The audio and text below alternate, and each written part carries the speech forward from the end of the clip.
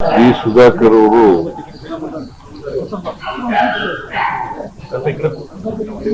ಚಳ್ಳಕೆರೆಯಲ್ಲಿ ಜನನ ಆಗಿತ್ತು.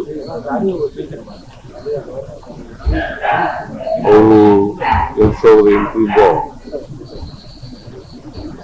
ಹಿರಿಯೂರಿನಲ್ಲಿ ಶಾಸಕರಾಗಿದ್ದರು. 2ನೇ ಸಾರಿ ಮಂತ್ರಿಯಾಗಿದ್ದರು. ಹಿಂದೆ ಒಂದ್ಸಾರಿ ಮಂತ್ರಿಯಾಗಿದ್ದರು, ಮಂತ್ರಿಯಾಗಿದ್ದರು.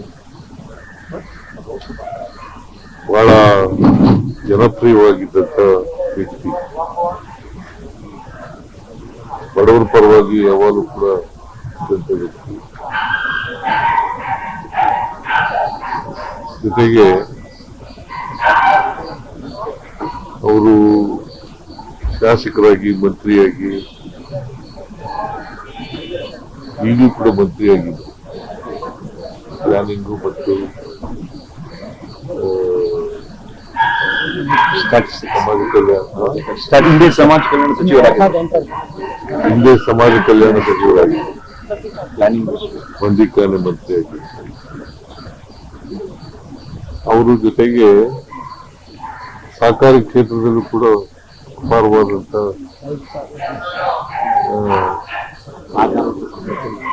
ಸಹಕಾರಿಯಾಗಿದ್ದರು. ಡಿಸಿಸಿ ಬ್ಯಾಂಕ್ ಅಧ್ಯಕ್ಷರಾಗಿದ್ದರು. ಎಫೆಕ್ಸ್ ಬ್ಯಾಂಕ್ ಡೈರೆಕ್ಟರ್ ಆಗಿದ್ದರು.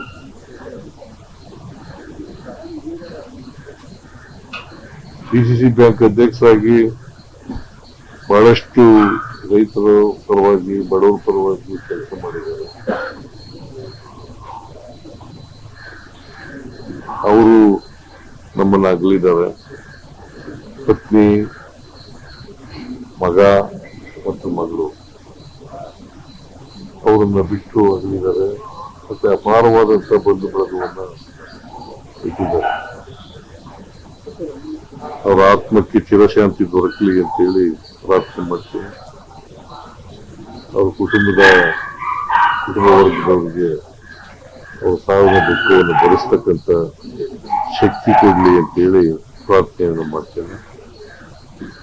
ನಾಳೆ ಕ್ರಿಮೇಷನ್ ನಡೀತದೆ. ನಾನು ಕೂಡ ಹೋಗ್ತಾ ಇದ್ದೇನೆ. ಚಳ್ಳಕೆರೆಯಲ್ಲಿ ಕ್ರಿಮೇಷನ್. ಇವತ್ತು ಹಿರಿಯೂರು ಅವರ ಮತಕ್ಷೇತ್ರ ಹಿರಿಯೂರಿನಲ್ಲಿ ಅವ್ರ ಬಾಡಿಯನ್ನ ಇಟ್ಟಿರ್ತಾರೆ. ಆಮೇಲೆ ಸಾಯಂಕಾಲ ಸಂಚಾರ ಹೋಗ್ತಾರೆ. ಅವ್ರ ಚಿಕ್ಕಪ್ಪನೂ ಕೂಡ ಶಾಸಕರಾಗಿದ್ದರು. ಜೈನ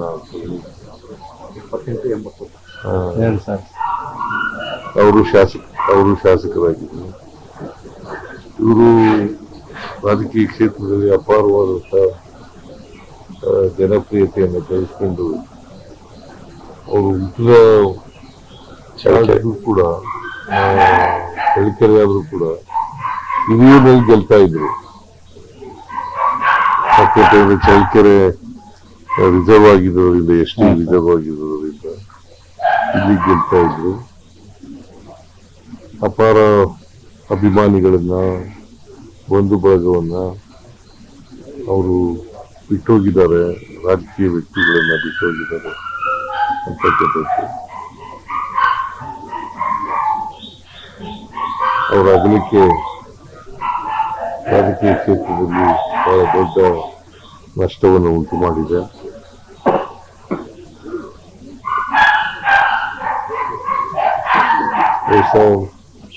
ನಾಳೆ ಕ್ರಿಮೇಷನ್ 4 ಗಂಟೆಗೆ ನಡೀತದೆ.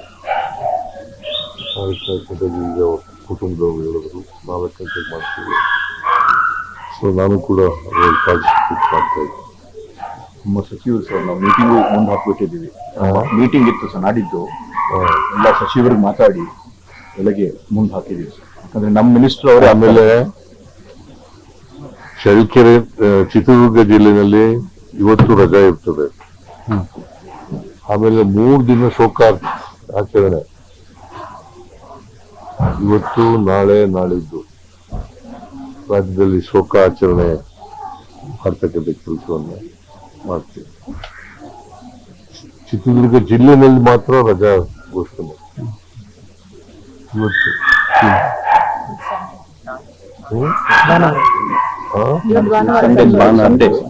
ನಾಳೆ ಸೋಮವಾರ, ನಾಳೆ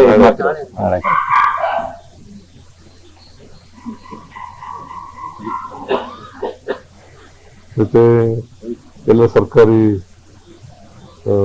ಗೌರವಗಳೊಡನೆ ಅವ್ರನ್ನ ಅಂತ್ಯಕ್ರಿಯೆ ನಡೀತು.